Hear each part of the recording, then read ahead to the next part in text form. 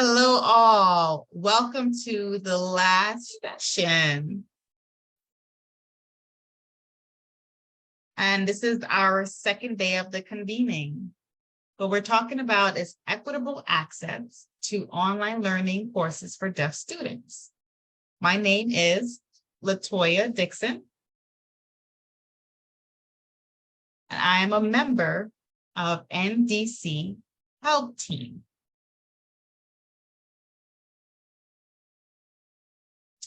My pronouns are she, her. To give you a visual description, I am a Black female with Black hair that's twisted all over and to the left side with shaded sides. I'm wearing a teal colored long sleeve V-neck shirt with a lighter teal colored long sleeve sweater on top of it with multicolored beaded earrings. I have multicolored necklace and a gold double hoop nose ring.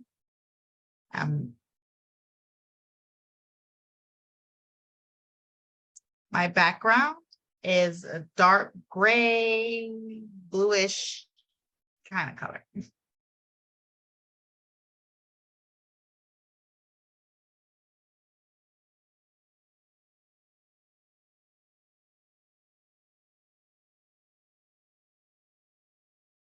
Look at this slide. This is an example of an inaccessible environment. Can you identify why it's not accessible for deaf students? Please drop your responses in the chat box. I'll give you about a minute to let those responses trickle in. So again, let me know on, can you identify why it's not accessible for deaf students?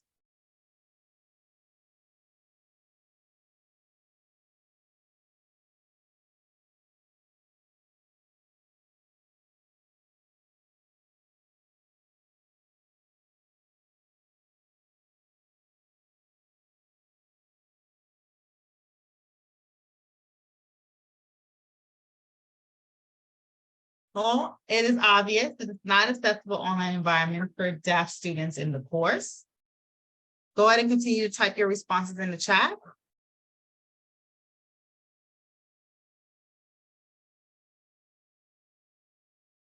And next person commented, where's the instructor? The captioner, there's too many people.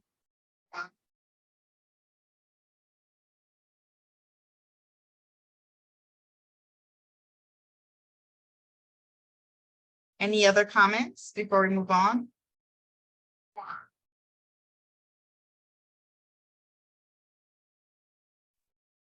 Someone commented, if there is interpreter, and where are they? Someone commented that the background is too busy. How would the students know how to pin the interpreter?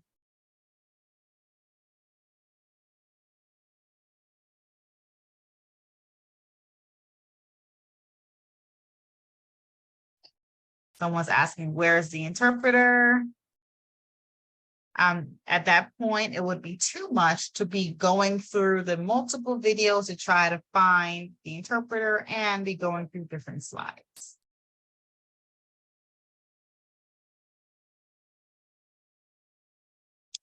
Any other thoughts or comments? Okay. Okay, we're going to close the chat as we continue. Thank you so much. Many of you are right on the nose. This is obviously not an accessible online environment for deaf students in the course. Can we go back, please? Thank you. So this slide is an example of what it would look like on their side. As you all mentioned, there's too much going on. At the same time, we don't know where the limitations are, who is in control, and where we can manage the page. It's just too chaotic. There's too much going on at the same time.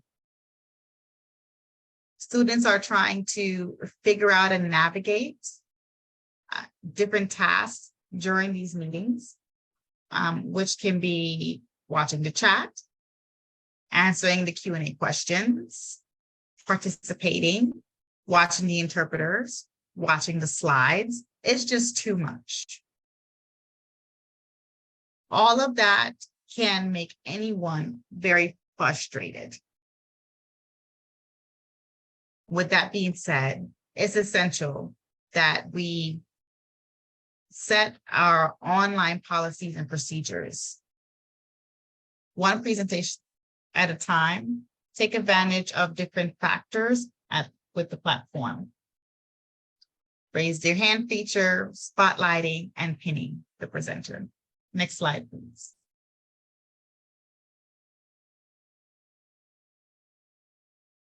The undergrad enrollment report shows that majority of currently enrolled deaf students are engaged in online learning and online classes. If you look at the data that you see currently on the screen, it compares the engagement of deaf on the left versus hearing students on the right in some form of online course, our deaf students representing a higher percentage within the group.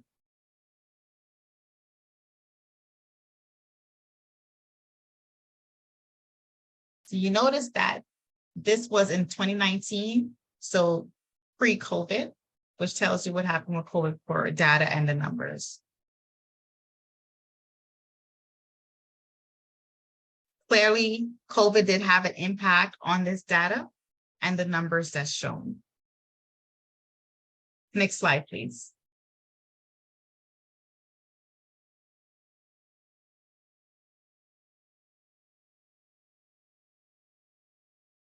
Deaf students enrolled in online courses experience various barriers.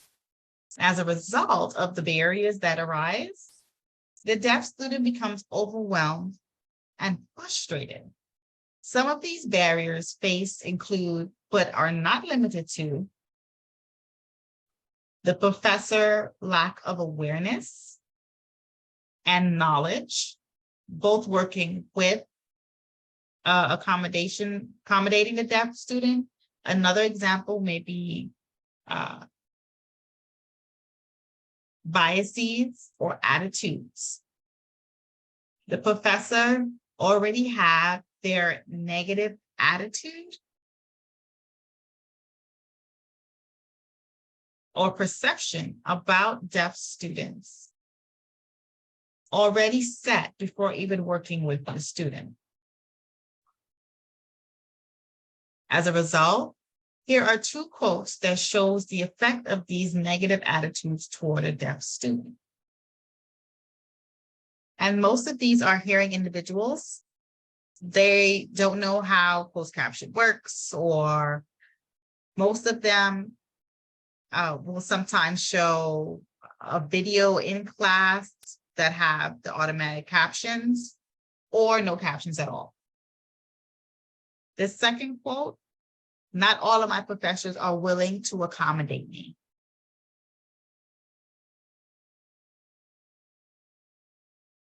These are two impacts from students.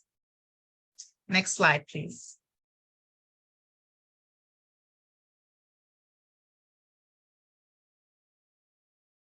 So all of these based on NDC data, we know three things. More and more students are taking online courses.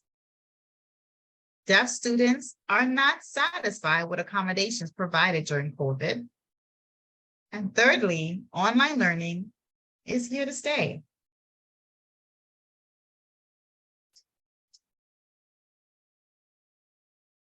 Next slide, please.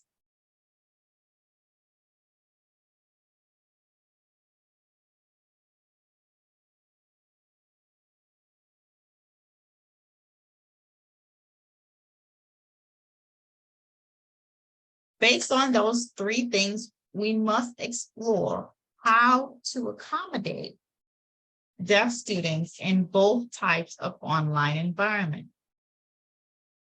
asynchronous, and synchronous. Let's take a look at how it can be done.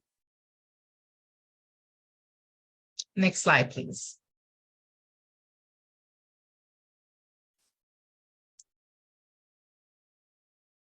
There are two different options for online courses or setup or format. Synchronous and asynchronous. Synchronous is when they have live lectures at a specific time. Asynchronous is pre-recorded, no time, and self-navigate.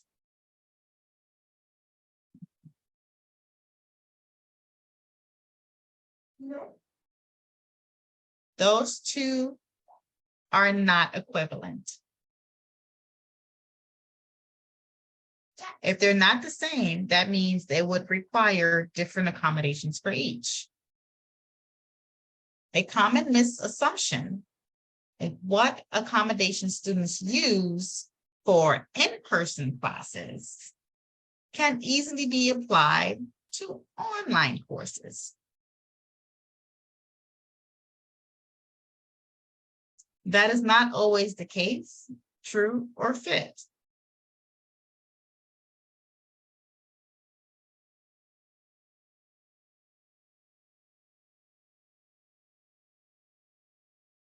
Which means is it essential that you set and import protocols and procedures for your online platform. For synchronous, visibly, a good tip would be to turn off cameras if not needed. Like we just saw in the photo, there was too much on the screen during a presentation. Why do all the students need to have their camera on? How do we know who's speaking, who's raising their hand? It's not really required. So allow the students to turn their cameras off. Once the cameras are off, then the screen is a lot less busy and chaotic. If they keep their cameras on, then the frame in the platform is lessened. It makes it harder for a deaf student to actually keep track of what's going on.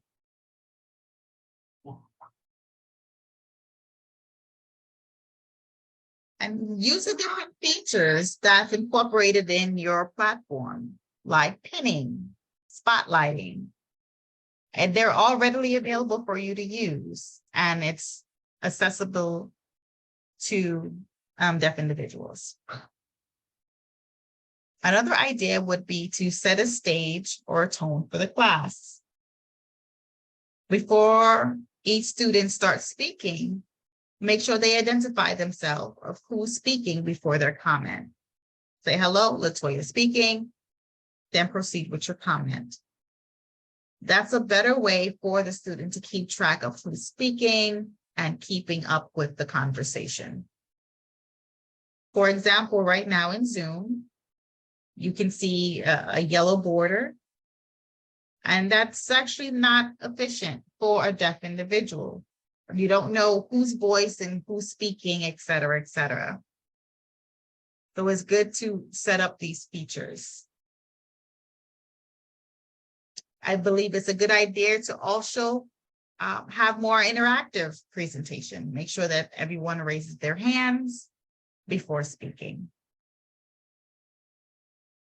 Make sure they are exercising turn taking instead of talking over each other, because then that can be very confusing for the deaf student. Make sure the deaf student also has an interpreter, and the interpreter can help keep up with who's speaking and identifying the individuals within the classroom.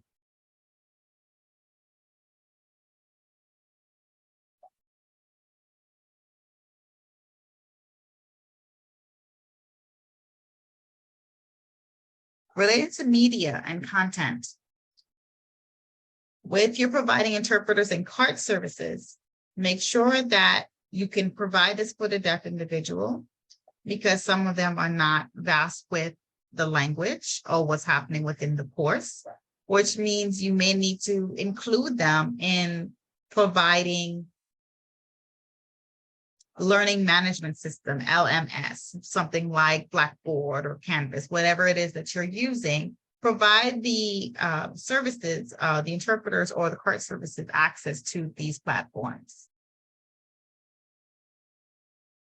Once you provide the content ahead of time, then the interpreter or cart provider have access to be able to provide better resources and services for the deaf individual.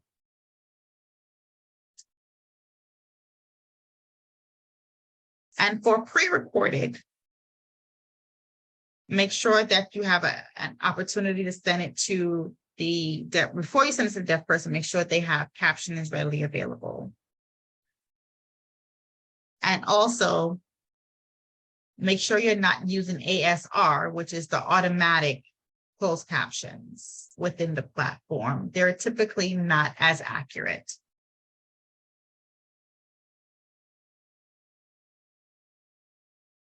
If there's any clarification that's needed, if there's any questions by the deaf individual about the course or the lecture or homework, how can they actually ask questions within your platform? How do they follow up? It's good to set a policy on how to address these things. Make sure that the deaf individual knows how to get in contact with you to ask them appropriately. For example, for an in-person class, it's very easy for the deaf individual to either speak to the teacher right before class starts or right after it ends. Or they can just ask their classmates. However, online may be different. How do we go about doing that? Will you set office hours online or walk-in hours? How do you set these things up? So these are things to keep in the back of your mind. In summary, if clarification is needed during the lecture, make sure that it's accessible for the deaf student. Sometimes we have to build it in the platform. It's built in the platform, or they may have to turn on their camera to speak with the instructor. Just make sure that your client or your student has access to that and they understand what's going on and they have rights to ask a question. And switching.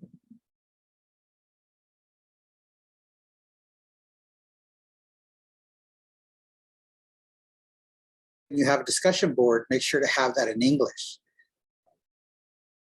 Media content that's in English. Let's say, for example, the students have to produce a video based off their discussion points. Are those videos also accommodated? And how will a deaf student access those videos or the media content for the classroom? If that content, are the students required to provide captions on it on their own?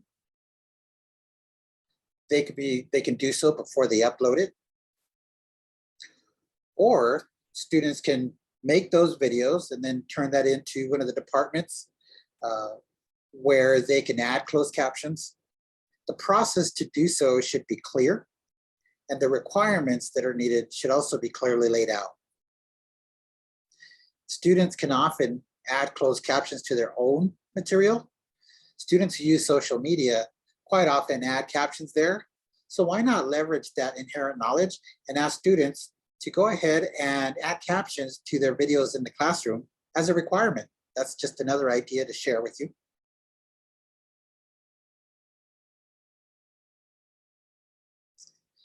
Again, related to media content in an asynchronous course, think about how accessible those materials are for deaf students. All videos that have audio should have captions. Your LMS, learning management system, should also be accessible.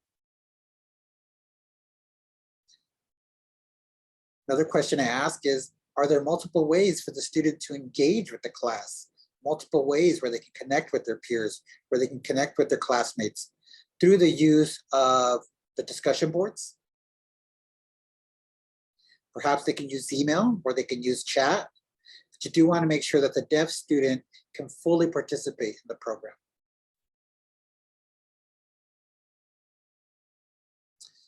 So this list of items is important to consider in your approach to accommodations for deaf students within the two different environments, synchronous, asynchronous, on-site, online. Give it prodigious thought. Think about how you can move forward and offer support. Next slide, please.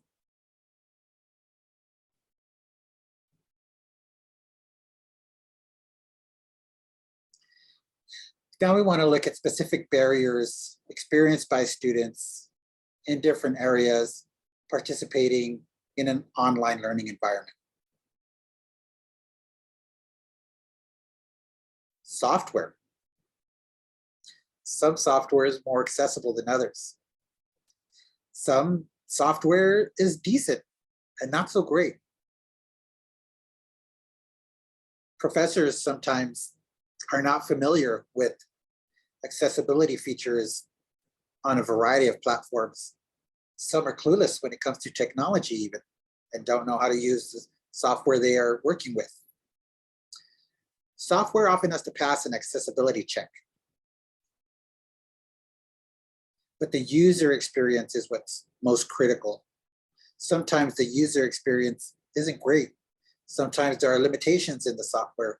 Sometimes the software is just not a fit for a deaf user. When I say that, I mean, maybe the software is not visually friendly. Maybe it's not usable by someone that accesses information visually. Also, there are impacts from the audio and video quality. There are impacts if there's noise. There are impacts if the bandwidth is low during that time, or if there are multiple video squares open on a screen, it can sometimes slow down the platform as well.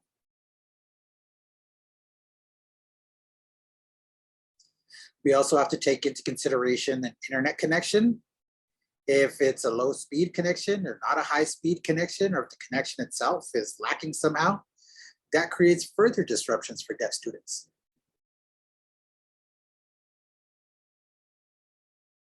Instructors, tools, and materials. I just have to say it. Some professors just aren't experts in technology, including videos and online presentations.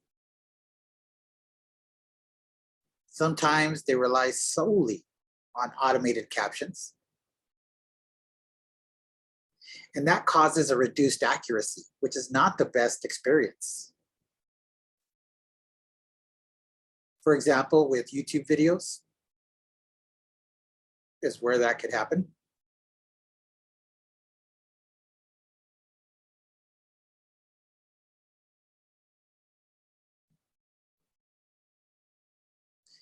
Moving on to the next one, limited knowledge and limited experience with accessibility features. For example, again, relying solely only on automated closed captions, meaning that a professor perhaps not familiar how to turn on the captions even sometimes. All of these added up together can cause screen fatigue. And so this goes back to the slide with that Zoom picture, that chaotic Zoom meeting. What type of impact does that have on a deaf student's learning, on their educational journey? Another barrier that often comes into play related to online platforms and online learning is that deaf students can sometimes make a request for dual accommodations. The deaf student often knows best what works for them. Maybe having both CART and interpreter is what works for them. However, often they're met with limitations and told they can only choose one or the other, and that they can't have both as an accommodation. The student's request definitely should be honored because they know which accommodation works for them. If the student indicates that they would like to work with both accommodations, they should be provided. Next slide, please.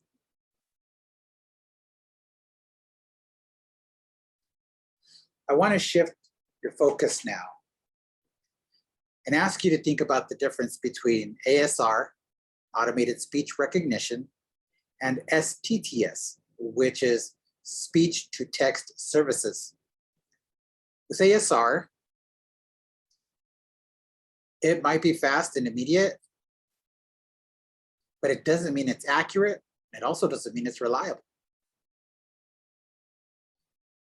Again, I want to put a heavy emphasis on saying that it's often not reliable. It's unreliable due to errors many times.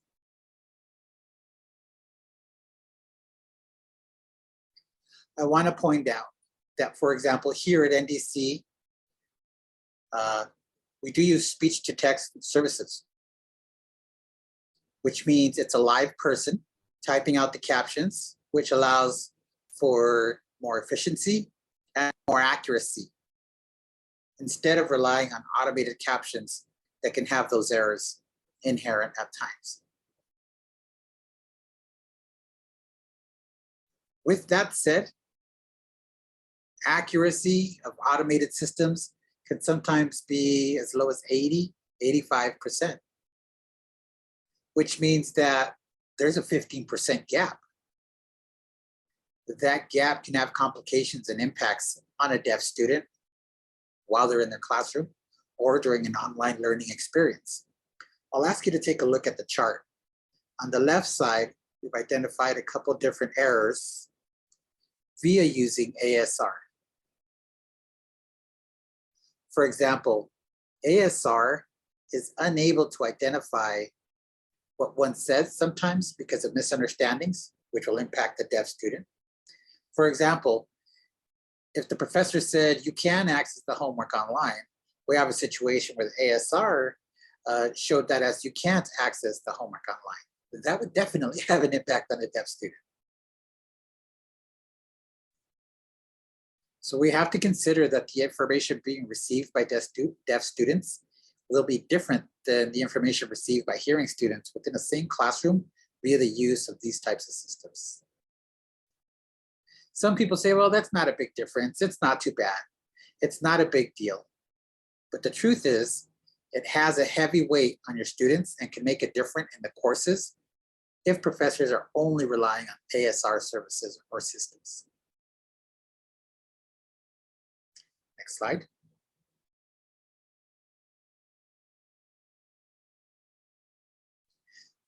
The use of ASR can be challenging if used in any course. Again, number one, they are unreliable. And you can see on this slide some of the issues identified in using ASR systems.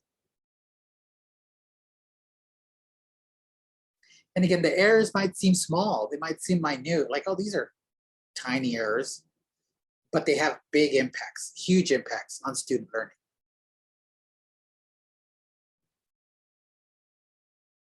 Next slide, please.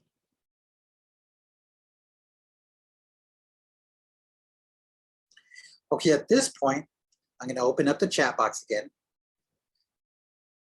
And I'd like to ask you, because I'm curious about your institutions, go ahead and think about your institution. Tell us what barriers exist. What experiences do you know your students have had? Because either you've witnessed them or you've been told by your students that they've had these barriers and experienced them on your campus. Okay, we'll go ahead and open up the chat. Folks, I'll give you about a minute to think about this question. What known barriers are your students experiencing on campus? And this could be on campus or in regards to online courses as well. So please take the time to respond to that in the chat.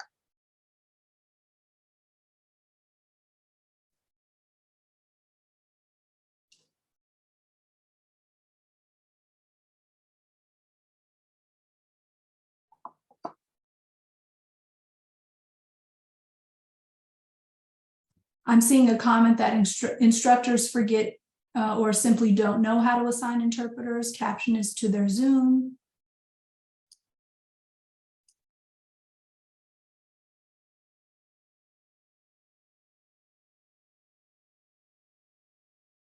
Let's go ahead and close the chat. Thank you so much for sharing.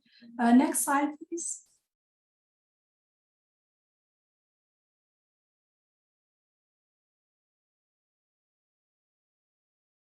Now, it's really important to remember the why when developing accessible online environments, the legal responsibilities, which is really the minimum standard required by the law.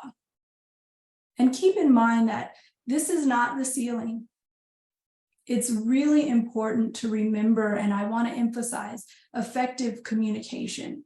Colleges and universities must comply with Section 504 and 508 with at least 99% accuracy for web content accessibility.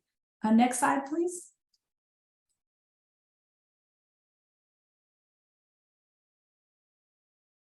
Next slide.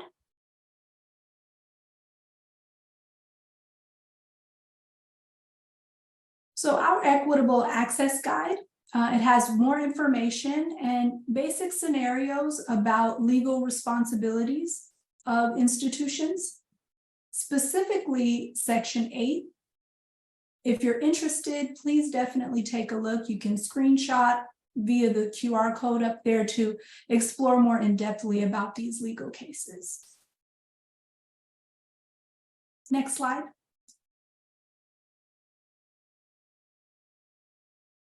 Now we'll take a look at some strategies that can help you improve accessibility for your deaf students. Next slide.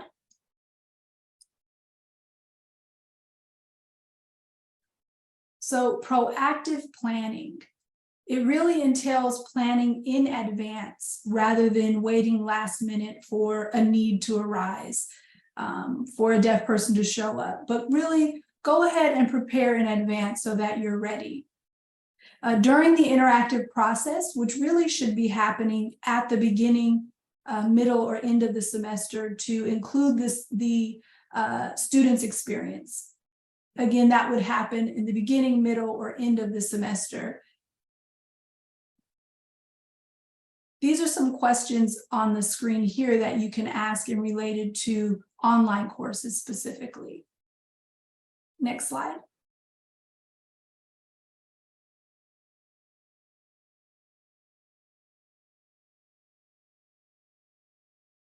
In relation to system-wide policies and protocols, these can be met by establishing campus-wide standards and setting expectations for instructional materials, what must be captioned, what really those expectations are, who's actually captioning it, and what specifically is happening. If you have a policy that's set up, you should have those expectations of what percentage of accuracy should be met, and have that as a specific number, whether that's 99%. If it doesn't meet that accuracy percentage, then it means that it should not be used either on your platform or the software that you're using. Also establishing a policy, really thinking about utilizing that software, what platforms are approved and what those expectations are to make sure that it is truly accessible. Doing an accessibility check-in to make sure that your students are satisfied is also really important. Now, in terms of workflow, what is the timeline for creating accessible materials? If it's a last-minute request coming in that's submitted, who's actually responsible for taking care of that? It can be an opportunity to work with instructors, various offices as well. Maybe they can provide some assistance via their staff or faculty, but again, it must be clearly stated in policies in terms of softwares and platforms that are used campus-wide. The last policy should have a standardized system for communication. Establishing that is not the end game. You expect that various issues will arise. So who should someone communicate if an issue does arise? Having that all encompassed should really be a top-down system. Determining and making sure that staff and faculty are really responsible for that accessibility. It doesn't just rely solely on the Disability Services Office, but everyone has a role. Next slide. There should also be opportunities for staff and faculty to have different training on campus, accessibility practices and responsibilities on campus, really making sure that everyone is aware on how to improve in their accessibility.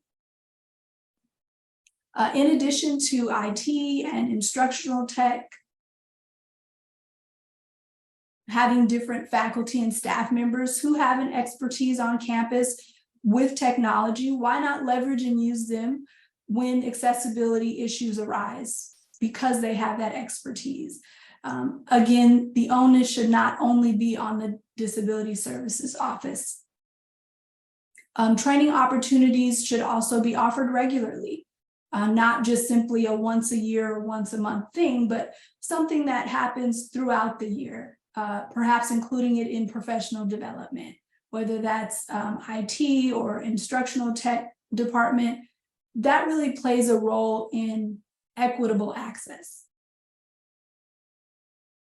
At the beginning of the semester, typically you'll have a welcome letter, and that letter, why not take an opportunity to use that particular document as a way to establish a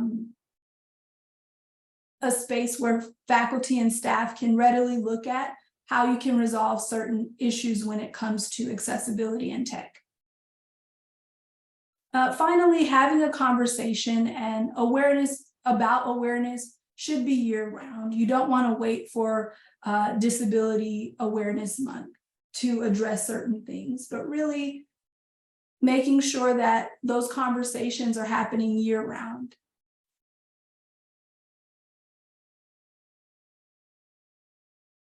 Next slide, please.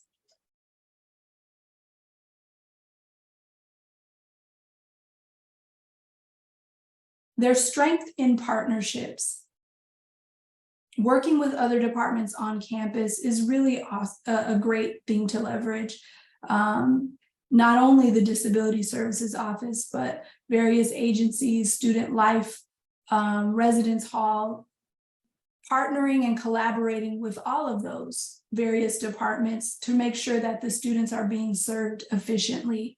Really checking in and having ongoing communication is also another great key to success. Partnering with different agencies, and then also working with the community.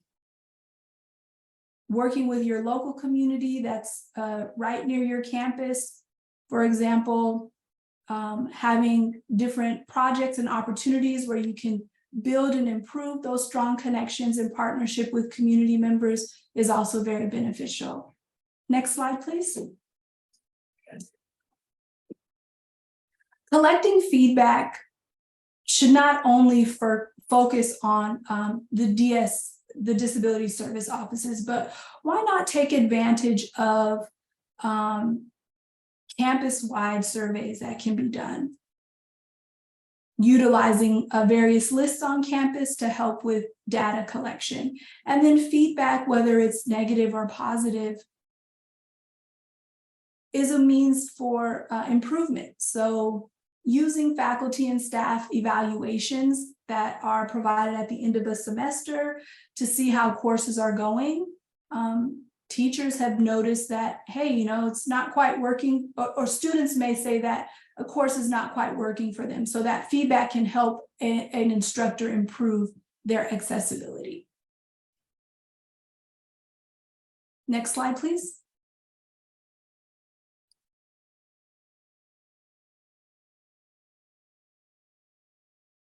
Just to wrap up, I wanted to wrap up with a positive impact statement from a student. Please take a moment and go ahead and read it.